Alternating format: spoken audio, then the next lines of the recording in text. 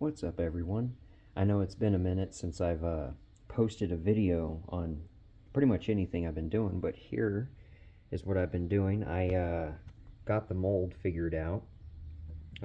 This is not the correct one I'm trying to cast. I can't get the O-ring notches in there by casting, so the actual one I'm using for the mold, when I press it into the sand and release it, it's just smooth. I'll have to get that out and show you.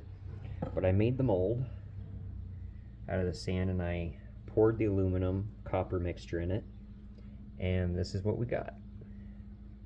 Now, this is due to the fact that there was moisture present in the sand, and I find that pretty crazy because I even put this in the oven for about, I'd say, an hour, 20 minutes, and it even had crack lines on the outside, but it didn't crack where it was poured. So, and then the air vent holes, those kind of didn't really work out, but that's fine.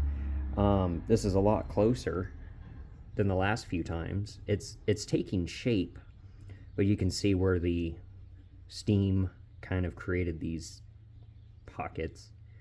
But yeah, no, we're getting closer. The next step, I'm going to look into ceramic molds. I have a somewhat of a plan to create my own mold for this thing down here. So instead of sand, it would be probably a ceramic mold of some sort.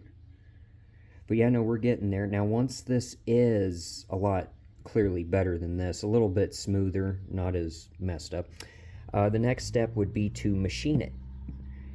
And machining it, we'd have to, I'm thinking we're getting caught up in my own words. Think put a hole through the center and then machine. But yeah, no, this is only the beginning. I'm going to make some more batches of rocket fuel here soon.